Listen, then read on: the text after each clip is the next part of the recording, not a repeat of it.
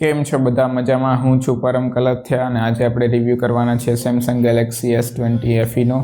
આ ગયા વર્ષનો ફ્લેગશિપ કિલર ફોન છે. તો ચલો જોઈએ ગયા વર્ષનો ફ્લેગશિપ કિલર ફોન આ વર્ષમાં લેવા જેવો છે કે નહીં. વાત કરી લઈએ આ ફોનના બિલ્ડ ક્વોલિટીની, તો આ ફોન એકદમ પ્રીમિયમ લુક એન્ડ ફીલ આપે છે. આ ફોનમાં પાછળની સાઈડ પ્લાસ્ટિક બેક આપેલું છે, પણ આ પ્લાસ્ટિક પણ પ્રીમિયમ ક્વોલિટીનું પ્લાસ્ટિક છે. સાઈડમાં મેટલની ફ્રેમ આપેલી છે જે આને પ્રીમિયમ લુક એન્ડ ફીલ આપે છે. આ ફોન પકડવામાં પણ એકદમ કમ્ફર્ટેબલ છે અને તમે એક હાથથી પણ ઇઝીલી યુઝ કરી શકો છો. આનું વેઇટ 190 ગ્રામ છે, પણ તમને પકડવામાં જરા પણ ભારી નહીં લાગે અને પકડવામાં કોઈ પણ પ્રોબ્લેમ નહીં થાય. કમ્ફર્ટેબલ ફોન છે. આ ફોનમાં હાઇબ્રિડ સિમ સ્લોટ આપેલા છે, જે તમે એક સિમ અને એક મેમરી કાર્ડ સાથે વાપરી શકો છો, કાં તો બે સિમ સાથે પણ વાપરી શકો છો. Phone IP68 water and dust resistance સાથે આવે છે, જેથી આ ફોનને પાણીમાં વાપરશો તો પણ કોઈ વાંધો નહીં આવે. આ ફોનમાં એક ખામી એ છે કે આમાં 3.5mm જેક નથી આપેલું, પણ તમે easily Type-C to 3.5mm જેકનું converter લઈ શકો છો. તો હવે વાત કરી લઈએ આ ફોનના ડિસ્પ્લેની, જે મને સૌથી વધારે ગમે છે. આ ફોનમાં 6.5 ઇંચનો ફૂલ HD plus super AMOLED display આપેલો છે. 120 હર્ટ્ઝનો રિફ્રેશ રેટ છે અને 240 હર્ટ્ઝનો ટચ સેમ્પલિંગ રેટ છે. આ ફોનમાં કલર શાર્પનેસ બધું જ એકદમ એક્યુરેટ છે અને વિડીયોઝ જોવાની બહુ મજા આવશે. આમાં યુટ્યુબમાં તમે HDRમાં વિડીયો જોઈ શકો છો. સેમસંગનો ડિસ્પ્લે હોય એટલે એમાં તો કંઈ કહેવાપણું છે ના, એકદમ બેસ્ટ ડિસ્પ્લે હોય છે સેમસંગના. સિક્યોરિટી માટે આ ફોનમાં ઇન ડિસ્પ્લે ફિંગરપ્રિન્ટ સેન્સર આપેલું છે. ઉપરની સાઈડ પંચ હોલ કેમેરો આપેલો છે. બ્રાઇટનેસ આ ફોનની થોડી ઓછી લાગી. બ્રાઇટનેસ ઇન્ડોઝમાં તો કોઈ વાંધો નહીં આવે, પણ જ્યારે તમે તડકામાં બહાર જશો ત્યારે થોડું તમારે ધ્યાનથી જોવું પડશે. તો હવે ડિસ્પ્લે પછી વાત કરી લઈએ સાઉન્ડ ક્વોલિટીની. આ ફોનમાં 3.5mm જેક નથી આપેલો, પણ આમાં ડ્યુઅલ સ્ટીરિયો સ્પીકર આપેલા છે, જેમાં ડોલ્બી એટમોસનો પણ સપોર્ટ છે. આ ફોનમાં વિડીયોઝ અને મૂવીઝ જોવાની બહુ મજા આવવાની છે, કારણ કે આમાં સ્પીકર્સ પણ સારા છે અને ડિસ્પ્લે પણ સારી છે. એક્ઝામ્પલ માટે આપણે એક સોંગ પ્લે કરીને જોઈ લઈએ.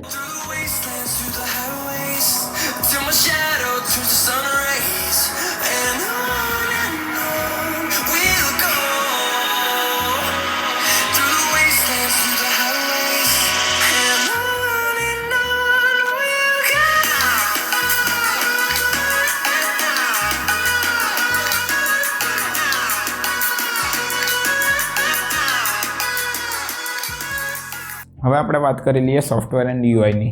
આ ફોનનો એ જ ડિસએડવાન્ટેજ છે કે આ ફોન 2021માં એન્ડ્રોઇડ 11 સાથે લોન્ચ થયેલો અને આ ફોનમાં 3 યર્સની એન્ડ્રોઇડ અપડેટ આવવાની છે, એન્ડ્રોઇડ 14 સુધી. એની જ સામે અગર આપણે 2022નો લેટેસ્ટ ફોન લઈએ તો એમાં એન્ડ્રોઇડ 12 આવે છે અને એન્ડ્રોઇડ 16 સુધીની અપડેટ આવે છે. એમાં અત્યારે આમાં એન્ડ્રોઇડ 12ની અપડેટ આવી ગયેલી છે અને One UI 4.1 ઉપર ચાલી રહ્યો છે આ ફોન. આ ફોનમાં સેમસંગનું UI છે, એટલે એકદમ ક્લીન એન્ડ સિમ્પલ UI છે. આ ફોનમાં બહુ જ બધા પ્રીમિયમ ફીચર્સ આપેલા છે, જે ફ્લેગશિપ ફોનમાં અવેલેબલ હોય છે, જેમ કે secure folder, NFC, Knox security, Samsung pay, Samsung DeX, link to Windows, smart speech, live caption, Bixby routine, nearby share, gaming mode, focus mode અને બહુ જ બધા બીજા પ્રીમિયમ ફીચર્સ આપેલા છે. હવે વાત કરીએ પરફોર્મન્સની. તો પરફોર્મન્સમાં આ ફોનમાં કોઈ જ કમી નથી આવવાની, કારણ કે આ ફોનમાં સ્નેપડ્રેગન 865નું પાવરફુલ 5G પ્રોસેસર આપેલું છે. પ્રોસેસર જૂનું છે, પણ હજી સુધી 2022માં પણ સારું પરફોર્મ કરે છે. નોર્મલ ટાસ્કમાં તો કોઈ જ પ્રોબ્લેમ નથી આવવાનો. હાઈ એન્ડ ટાસ્ક જેમ કે ગેમિંગ, એમાં પણ કોઈ જ પ્રોબ્લેમ નહીં થાય. ગેમિંગ ટેસ્ટ કરી જોઈએ આપણે. કોલ ઓફ ડ્યુટીના સેટિંગ્સ જોઈએ તો આ ફોનમાં હાઈ સેટિંગ્સ સાથે મેક્સ ફ્રેમ રેટ આવે છે અને BGMI અને એપેક્સ લેજન્ડ્સમાં પણ હાઈએસ્ટ સેટિંગમાં તમે ગેમ રમી શકો છો. ગેમ રમતા રમતા આ ફોન હીટ થાય છે, પણ પ્રોસેસર બહુ સ્ટેબલ છે, એટલે હીટિંગ થાય તો પણ આ ફોનમાં પરફોર્મન્સમાં કોઈ જ કમી નથી આવતી. પરફોર્મન્સ એકદમ ટોપ નોચ જ આપે છે. AnTuTu સ્કોર અને Geekbench સ્કોર પણ તમે જોઈ શકો છો. CPU થ્રોટલિંગમાં પણ આ ફોન સારું પરફોર્મ કરે છે. હીટિંગ થાય છે તો પણ પરફોર્મન્સમાં કંઈ પ્રોબ્લેમ નથી આવતો. બહુ જ સ્ટેબલ પ્રોસેસર છે. તો હવે વાત કરી લઈએ કોલિંગ એન્ડ નેટવર્ક કનેક્ટિવિટીની. આ ફોનમાં 9 5G બેન્ડ છે, તો આ ફોન ફ્યુચર પ્રૂફ પણ છે અને આગળ જતાં કોઈ પ્રોબ્લેમ પણ નહીં થાય 5G આવશે ત્યારે. આ ફોનમાં કરિયર એગ્રીગેશન પણ આપેલું છે, એટલે 4G પ્લસનું નેટવર્ક પણ સારું પકડાશે. આ ફોનમાં સેમસંગનું ડાયલર છે, એટલે કોલ રેકોર્ડિંગ પણ તમે ઇઝીલી કરી શકો છો. તો હવે વાત કરી લઈએ આપણે બેટરી પરફોર્મન્સની. આ ફોનમાં 4500 mAhની બેટરી આપેલી છે, જે નોર્મલ યુઝમાં 60 હર્ટ્ઝ ઉપર 6 to 7 અવર્સના બેટરી બેકઅપ આપે છે, જેમાં આખો દિવસ ચાલી જાય છે. અને તમે 120 હર્ટ્ઝ ઉપર વાપરો તો થોડો ઓછો બેટરી બેકઅપ મળે છે, પણ આ ફોનમાં એમોલેડ સ્ક્રીન છે એટલે બેટરી ઓછી વપરાય છે. ચાર્જ કરવા માટે આ ફોનમાં બોક્સમાં જ ચાર્જર આપેલું છે, જે બહુ સારી વાત કહેવાય, પણ એ ચાર્જર 15 વોટનું જ છે. 15 વોટના ચાર્જરથી આ ફોનને ફૂલ ચાર્જ કરવામાં અરાઉન્ડ 2 અવર લાગે છે અને 20% to 80% ચાર્જ કરવામાં, જે નોર્મલ યુઝર ચાર્જ કરતા હોય છે 20 to 80%, એમાં આ ફોનમાં 1.5 અવર લાગે છે 15 વોટના ચાર્જરથી. ફોન 25 વોટની ફાસ્ટ ચાર્જિંગને પણ સપોર્ટ કરે છે, પણ એ 25 વોટનું ચાર્જર તમારે અલગથી લેવું પડશે. આમાં wireless charging and reverse wireless charging પણ આપેલું છે, જે આ પ્રાઇસ પોઈન્ટ ઉપર બહુ જ સારી વાત કહેવાય. આ પ્રીમિયમ ફીચર છે જે અત્યારના મિડ રેન્જ ફોનમાં નથી આવતો. તો હવે વાત કરીએ આ ફોનના કેમેરાની, જે મને ખૂબ જ સારા લાગ્યા છે. આ ફોનમાં 12 મેગાપિક્સલનું મેઇન સેન્સર આપેલું છે, 12 મેગાપિક્સલનું અલ્ટ્રા વાઇડ સેન્સર આપેલું છે અને 8 મેગાપિક્સલનું ટેલિફોટો લેન્સ આપેલી છે, જે 3x ઓપ્ટિકલ ઝૂમ અને 30x ડિજિટલ ઝૂમ કરી શકે છે.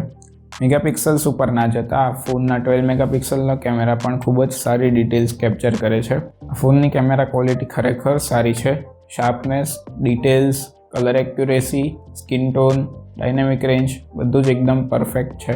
આ ફોનની ખાસ વાત એ છે કે આમાં ટેલિફોટો લેન્સ આપેલો છે, જે પ્રીમિયમ ફ્લેગશિપ ફોનમાં જ હોય છે. આ પ્રાઇસ રેન્જ ઉપર ભાગ્યે જ દેખાયમાં આવે છે આ લેન્સ. આ લેન્સથી તમે 3x ઓપ્ટિકલ ઝૂમ કરી શકો છો, જેમાં ક્વોલિટી પણ જળવાઈ રહે છે. 30x સુધી ડિજિટલ ઝૂમ કરી શકો છો. સેલ્ફી કેમેરો આ ફોનમાં 32 મેગાપિક્સલનો આપેલો છે. તમે સોશિયલ મીડિયા પર ફોટો અપલોડ કરો તો કોઈ પણ એડિટ વગર ફોટો અપલોડ કરી શકો એવી ક્વોલિટી આવે છે આ ફોનના બધા જ કેમેરાથી. વિડીયોની વાત કરીએ તો આ ફોનમાં 4K 60fps સુધી વિડીયો રેકોર્ડ થઈ શકે છે. વિડીયો ઉતારતી વખતે આપણે ફોનના બધા જ કેમેરામાં સ્વિચ કરી શકીએ છીએ વિડીયો પોઝ કર્યા વગર. આ ફોનમાં પ્રો વિડીયો મોડ પણ આપ્યો છે, જે ભાગ્યે જ કોઈ ફોનમાં જોવા મળે છે. આ ફોનની કેમેરા એપ મને સ્લો લાગી.